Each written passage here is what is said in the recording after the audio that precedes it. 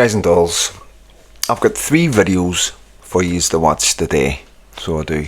But first of all, good morning. How are we all doing? I hope you're all good. Everything's good here. I'm on my own, got lucky, and just waiting for to wake up. I've got a baby monitor in front of me, and yeah, battle's ready to go. Everything's ready to go. Freedom Dad is ready, you know. So without further ado, let me think. I'm going to think what order, just as I do the video, you know, because it's a rule. So personally, I'll leave the best to last, I think. So what I think's my best, you know, would probably not be everybody else's best. You can let me know in the comments. So the first one is from Ireland and the Garda, and the treatment of an OAP, you know, and I'll let you watch it and then I'll say my thing. Girls, you come with me, please. Come with get me. the kids out of here,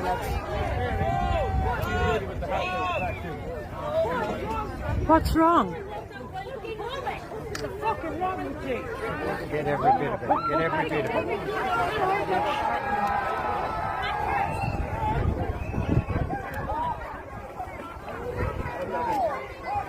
No way. No fucking way. No way. Guys, they're arresting Devin! 65 years of age. Leave that woman alone. 65 years of age. Leave her alone. Give me the child. Give me the child. That's a Joe. Give me the child. You have a card, I see. Leave her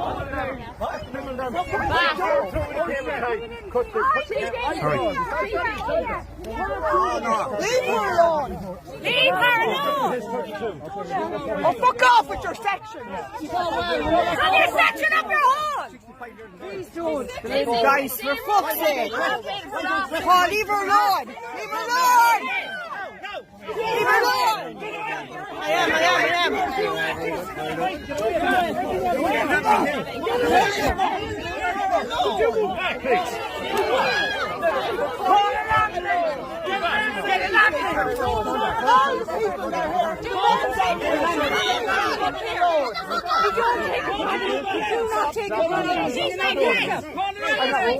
Give her room for a minute. Yeah, give her room, come on. You pick up the most vulnerable woman. What is wrong with you? What is wrong with you?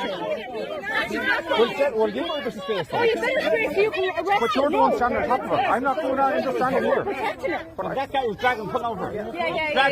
Sorry, she's under arrest. You're pulling her around already. Max, did you shut him over a second? She's under arrest. Each medical has under arrest. That's it or not? So hard to watch. So a wee bit of backstory on it. She cut 2 cable ties, 2 plastic cable ties, you know, holding two barriers together. Like what are they called? It's like for people, you know, when there's a parade and they put them along the side. I think it was something like that. You know, at the end of the day, it's a bit excessive, you know what I mean? You can't treat people like that. There's got to be some sort of, you know, at the end of the day, you know, you've got cameras, you know, you can go and fix the fence or put your cable ties back on, and you can go and arrest her at a later date, you know what I mean? Because that's what you normally do, you know? So, yeah, it's the feeling of the country. It's the frustration of the country, guys, you know? It's like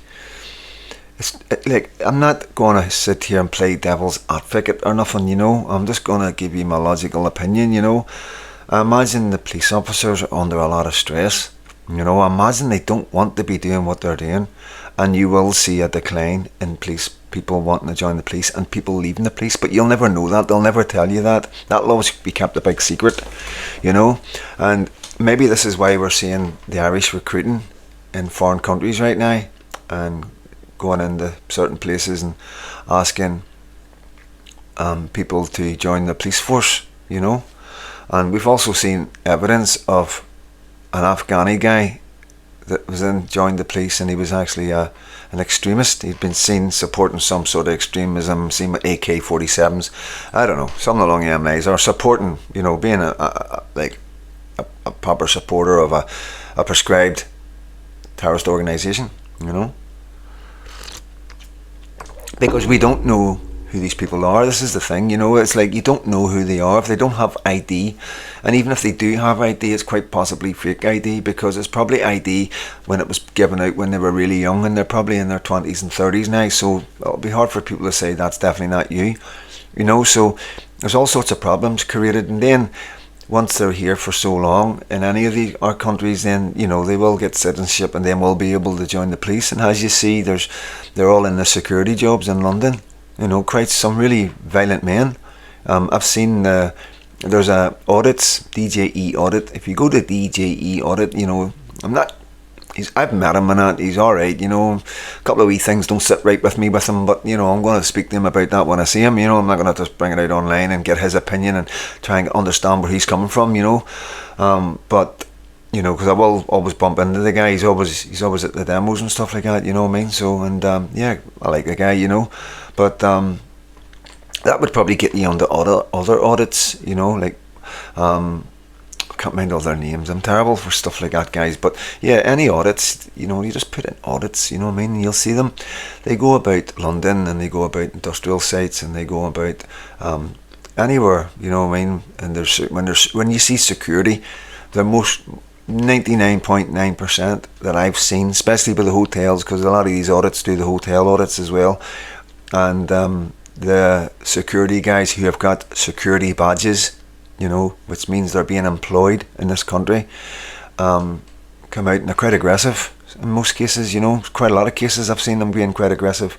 Quite a lot of times they struggle to even communicate properly, you know what I mean. So there's definitely a lack of regulations when it comes to this. You can see that, you know, you can see that in their manner.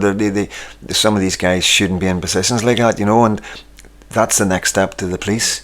You know, once they do their time in the security and they learn English better and stuff like that, then their next step is into the police force.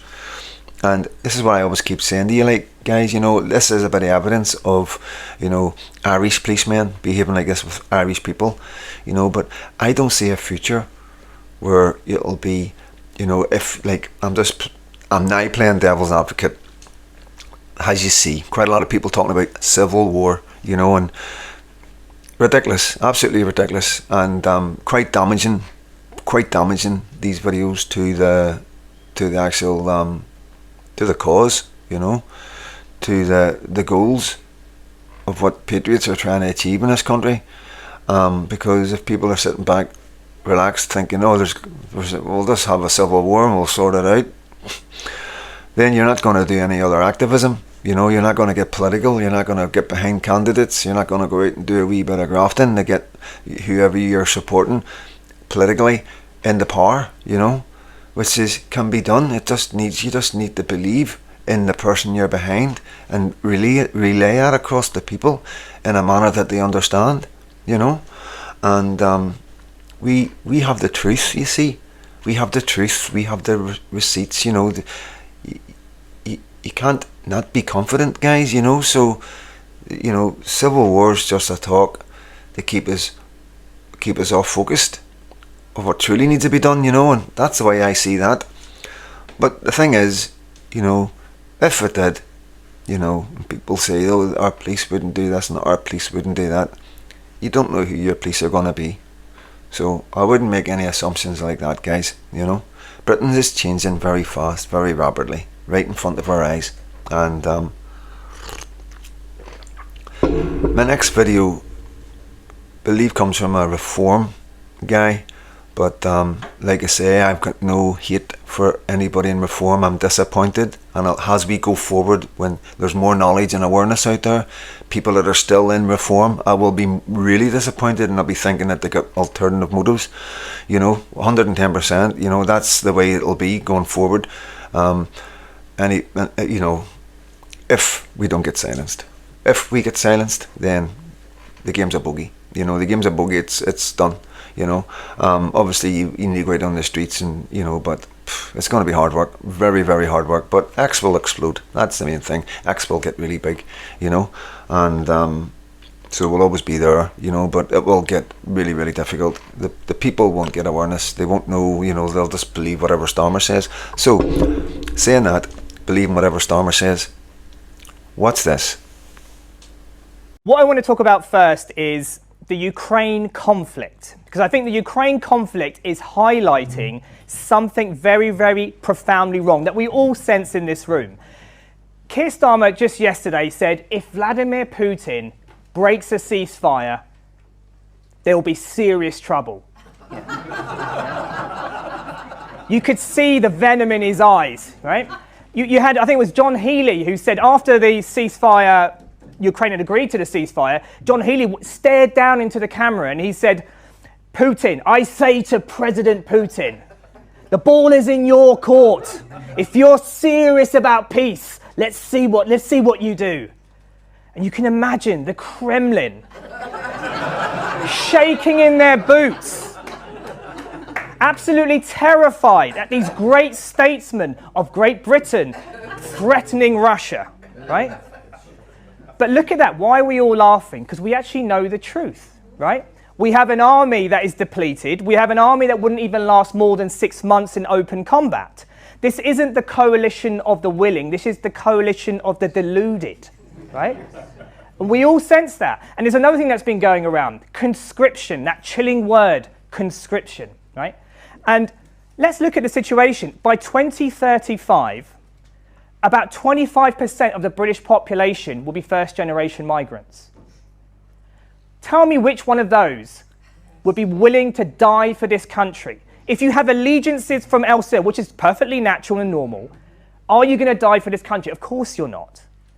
What about the people, the young people who've gone through an education system, who've been taught again and again that we are colonial masters, only good for slavery and causing evil across the world?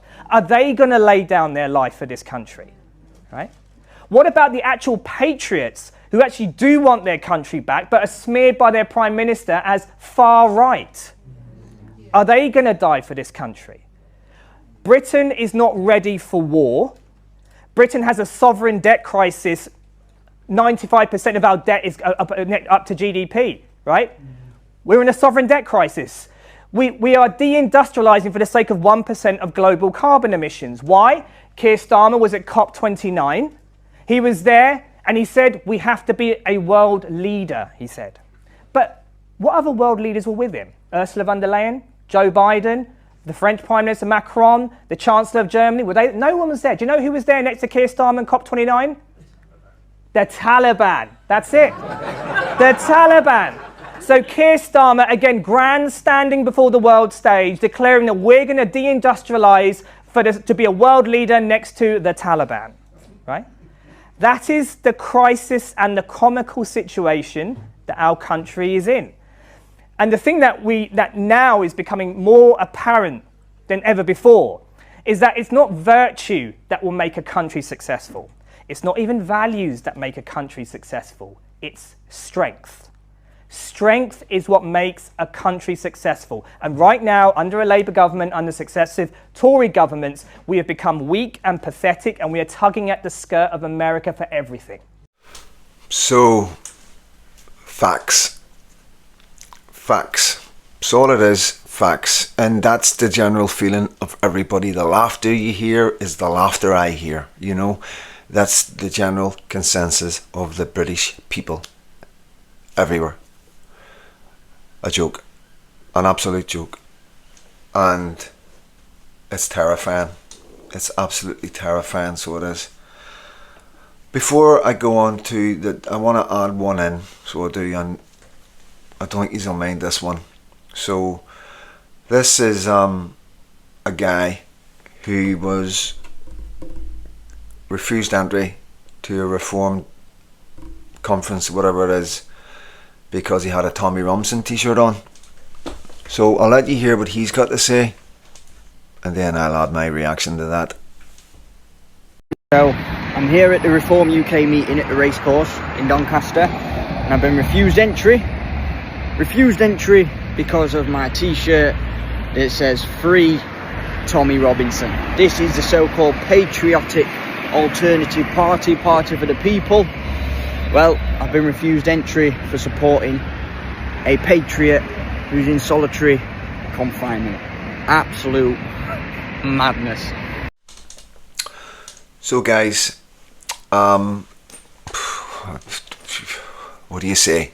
What do you say to that? You know, not surprised. But the thing is, you know, this is a young man from Luton, okay? This is a young guy who was born and bred in this country, you know what I mean? And he's got every right, you know, as any man in this country, you know, and anybody has the right to support him, you know. It's the freedom of will, you know what I mean? It's your opinion and all that. The thing is, you know, we know he's not a racist, and we know he's not far right, you know.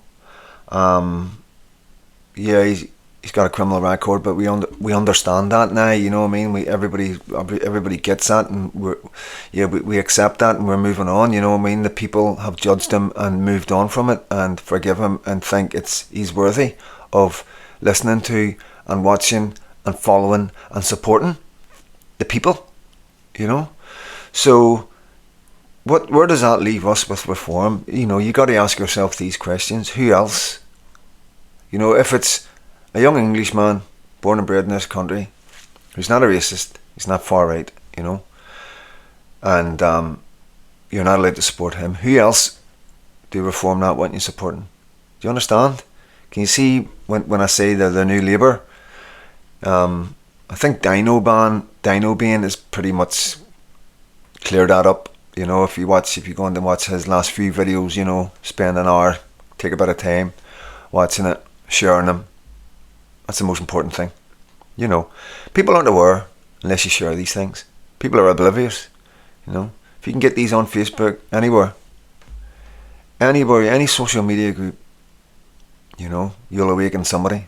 Even if you just awaken one person, even if they don't give you a love heart and a comment and say thank you, you know, when they finish watching that video, when they go to say tick that box, you know, that's what you've done by being active and sharing and letting people know what's actually going on and who reform truly are, you know, and who is going to be voting for reform in the future, because there's evidence there. We can, you know, like I say, Dino Bean, DINOBANE. If you're not on his channel, you should be, because I've promoted it enough times on here, and he hasn't let me down. You know, I've been promoting Dino Bean for months since he started, you know, and he has not let me down. Wow, what an amazing content creator, guys. And yeah, so that brings me to the last clip, you know, and as you know, I always try and let you know how other people outside of Britain are feeling about what's going on in this country, and how other people look at our government, and that we're not on our own, and do not fear, you know, there is people out there that are, I think, going to help us. So, you know, you got to remember, it's the Labour Party, it's the front bench, it's Stormer, Lammy, Rachel from Accounts, you know, Yvette Cooper, you know, Yvette Cooper, guys, you know what I mean? It's like going up against any other country, any other government, you know what I mean? Things are going to change, things are going to happen. We're going to suffer first, you know. They'll take their anger out on us. There's no two ways about it. They will take their anger out on us. Oh my goodness. Because they're going to be so angry right now. They really are, like, because this is the start of it. This is what I told you what was coming. Watch this. Yep. Anybody else? Should the Defence Secretary... What country are you? Wait, what country are you from? From the UK. Okay, we don't give a crap about your opinion and your reporting. Why don't you go back to your country where you have a major migrant problem? Okay, And you, no. You should care about your own Okay, borders. do you care no, about no, American I lives don't, being no, put at no. risk? Let me tell you something. Do you care about people from your country? Gotta take it out, guys. Links in the description. No, by migrant. No, do you care? Okay, you're done. Do you care about not- American lives being put at risk? You know what? I don't about care. I don't. service members fighting for your country. I don't care and about your vice fake news. president Do you have a and your relevant defense question? secretary. Yeah, this is an American journalist thing. So, yeah, that's the feeling of the rest of the world, of what our government are doing to their people. Because a lot of governments, you got to understand, actually are there for their people. They listen to what their people want and they act on their people's wishes, you know. So to a lot of governments around the world, the way our government are behaving towards us and the Christians of this country is despicable and unforgivable. Because what they've done to this country is unforgivable. It really is. And, you know, you got to remember there's millions and millions of British people all around the world. All around the world are absolutely aghast at what's going on right now. And, you know, that's facts. People are really shocked, you know. It's getting to a stage where I'm actually having to keep it from some people. Some of the old people that I know. Like when I'm talking to them and they're talking about like what we do and what's going on in the country, I sort of hold back a wee bit.